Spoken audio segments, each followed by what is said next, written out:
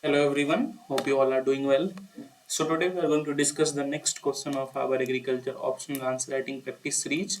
And today's question is discuss the factors which contributes to food insecurity in the country despite of significant improvement in food production and distribution.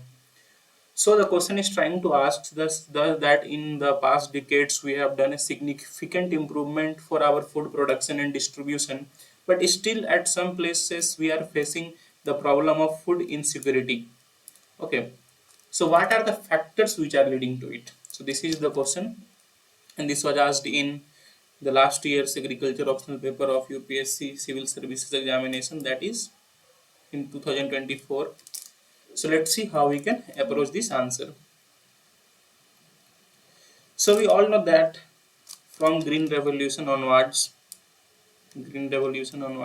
our production increased to a very high limits. Okay, we are producing more than 300 million tons of cereals and other things. Okay, so our production has increased to a lot, but still we are having food insecurity. When you see some of the global methods to calculate, such as global hunger index, we are 105th of 127 country. We are 105th of 127 countries. So we are performing very poor in these indexes, such as global hunger index. Okay, and various small neighboring countries of us, such as Sri Lanka, Bhutan, are emerging a better country than India when it comes to hunger in these indexes. Okay, so what are the regions that we with this significant improvement also we are facing food insecurity? So that we have to discuss. So factors, or you can say regions that are leading to food insecurity with having so much significant improvement in the recent decades. So first one is economic inequality. Economic inequality. So it is a major problem. Okay, we see that the top 10% of Indian population holds around more than 50% of our country's wealth. So it is one of the major reasons. Okay, and due to poor economic access, some various citizens of our country, we can see that around 84 crores of citizens are getting food grains through any kind of schemes, through various schemes including PDS. So we can say in a country with population around 140 crores, 84 crores are getting food grains through these schemes. So it only suggests the economic inequality. Secondly, we get food grains, but they suffer highly from nutritional security, because many times they are able to feed themselves, but the nutrition they need are they are not getting.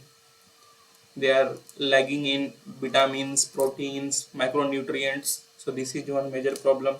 Secondly, political instability and conflict.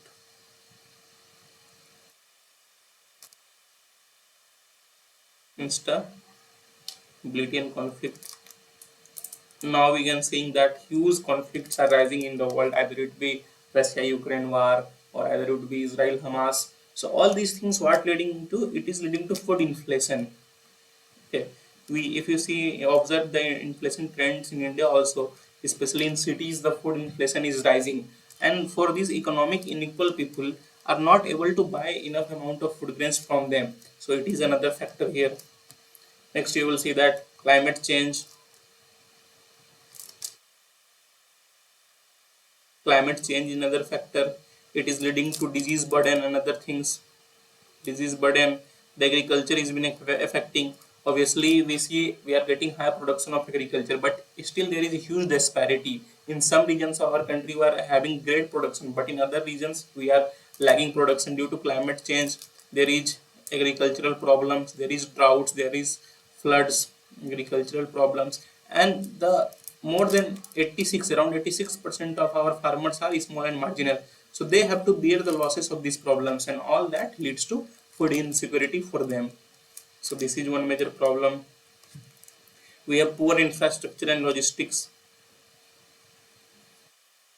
Poor infrastructure and logistics in PDS only, if you see that there is huge inclusion and exclusion errors. The identification of beneficiaries is not up to the mark. Okay, our distribution systems, transportation systems, and you can say that cold storages all are lagging behind.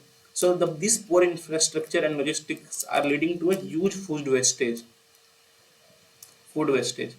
and adding up to the problem of food insecurity. So this is another problem. Next, access to land and resources. We have just discussed that India is having 86% of small and marginal farmers, and this data is from agricultural census, agri census. So 86% of Indian farmers are not having proper access to land and resources. So obviously they will suffer. So it is adding up problem. It is a big problem now. You will also see that there are various cultural and dietary preferences. Okay, cultural and dietary preferences. We have a huge number of vegetarians in India. Okay, but these vegetarians are not actually vegetarians, they are grainarians. They are just eating grains. The amount of protein which they needed, the amount of micronutrients which they need, they are not getting, because they are although vegetarian but they are not getting enough amount of food. They are just eating grains. So that is adding up to the problem. Secondly, our preferences have changed to wheat and rice. Okay, wheat and rice has been become the major crops in our country, and almost we all eat only wheat and rice in bulk amounts. But previously we had preferences for millets, we had preferences for pulses, which were more beneficial to our health as compared to wheat and rice. So what happens, millet and pulses consumption and production all has decreased very significantly. So these preferences has also impacted hugely on food insecurity. Secondly, health and nutrition issues. We all know that, just I have discussed about nutritional hunger.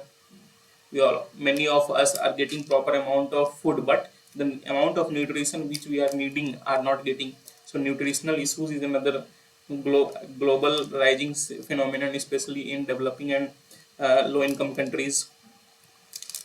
Unemployment, underemployment, so all these things are also adding up problems. If you are unemployed, obviously your economic condition will be low and you will not able to afford good amount of foods, good amount of fruits, vegetables, all these things. Secondly, we can also add here global market dynamics. So global market dynamics are changing rapidly. Okay, trade policies are there which are hampering better quality of food in India. We will see that the best qualities of fruits, best qualities of tea, coffee from India are being exported, and the inferior qualities are which we are consuming. So global market dynamics are also having a great role here. Lack of education and awareness,